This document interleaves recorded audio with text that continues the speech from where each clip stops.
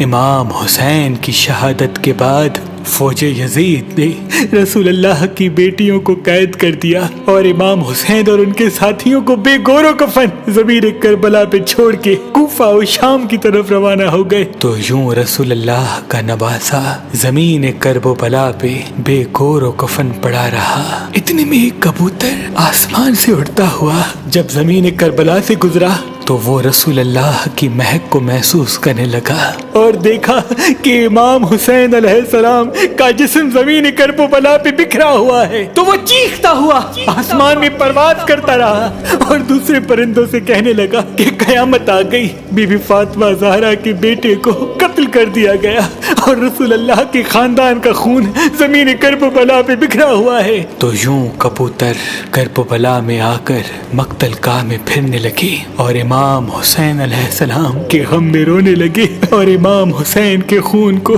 اپنے پروں پہ لگانے لگے۔ ان کبوتروں میں سے ایک کبوتر امام حسین کے خون کو اپنے پروں میں لے کے مکے کی طرف روانہ ہوا، دوسرا کبوتر امام حسین کے خون کو لے کے مدینے کی طرف روانہ ہوا،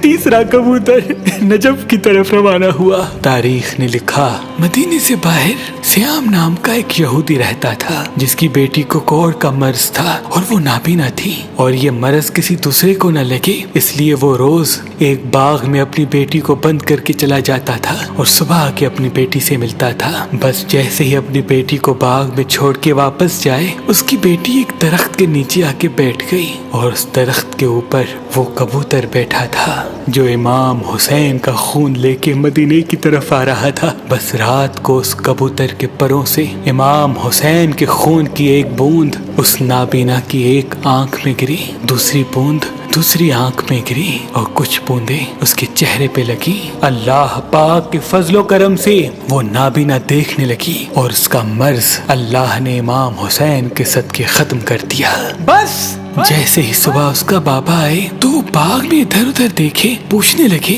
کہ میری بیٹی کہاں ہے۔ اتنے میں اس کی بیٹی آ کے کہنے لگی اے میرے بابا دیکھو میری آنکھیں صحیح ہو گئیں، میرا جسم صحیح ہو گیا، میری بیماری ختم ہو گئی۔ اس کے بابا نے پوچھا یہ کیسے ہوا؟ اس کی بیٹی رو کے کہنے لگی بابا جس درخت کے نیچے میں سو رہی تھی اس کے اوپر ایک کبوتر بیٹھا تھا جو پوری رات روتا رہا اور اس کا خون میرے جسم پہ گرتا رہا۔ بس جیسے ہی میں نے آنکھیں کھول کے دیکھنا چاہا تب سے مجھے ہر چیز نظر آ رہی ہے۔ اس شخص نے معلوم کیا تو اس کو معلوم ہوا کہ امام حسین علیہ السلام کا قتل ہو گیا اور اس کبوتر کے پروں میں امام حسین کا خون لگا ہوا تھا جس کے معجزے سے اس کی بیٹی کو شفا ملی۔ وہ رسول اللہ پہ ایمان لے کے آیا اور مسلمان بن کے اپنی زندگی گزارنے لگا۔ سلام ہو رسول اللہ کے خاندان پر، سلام ہو اہل بیت کی عظمت پر، سلام ہو اس ناحق خون پر جو اسلام کی بقا کے لیے زمین کرب و بلا پہ بہتا رہا۔